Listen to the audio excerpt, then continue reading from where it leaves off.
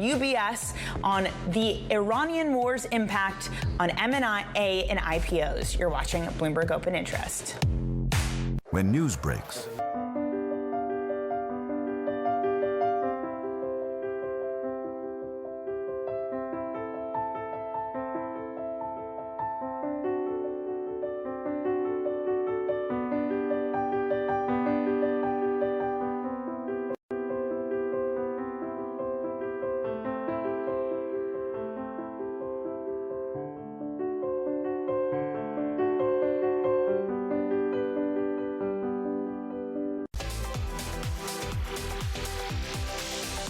what some of these generative AI models look like they're going to do is they're going to reduce the cost of producing content to basically zero. So that will be a multiplier effect on the things that we're already seeing, which is that there's more people producing more content and reaching more people.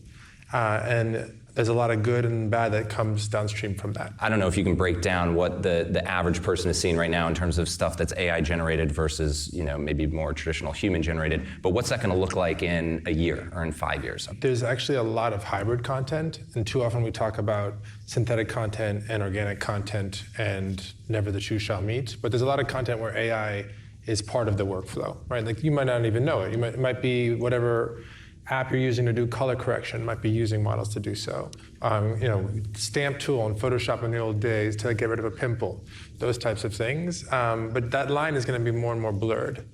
So it's going to be a little bit less like what is organic content and what is AI synthetic content and what the percentages are. I think there's going to be actually more in the middle than pure synthetic content for a while. But you will also see experiences that are purely AI, right? You see this in the last 2 weeks with Vibes in the Meta AI app and with Sora 2 from OpenAI. So I think you're going to see both.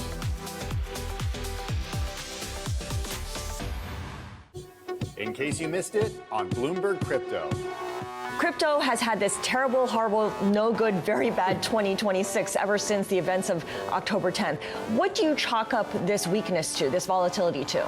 Well, I think there's a lot of structural pressure on Bitcoin that's been happening after 1010. It's just a change of who's holding Bitcoin, and you're moving from people who had long-term belief and were holding Bitcoin directly to just access to Bitcoin being wired up to our financial system and markets in ways that didn't happen before. So the combination of what happened on 1010 plus the mix shift change of who's holding changes the dynamic of price action. This is not a short-term market play. You have to have long-term belief and vision, and I think that for those people who have that long-term belief, they'll be fine. Don't miss the next Bloomberg Crypto.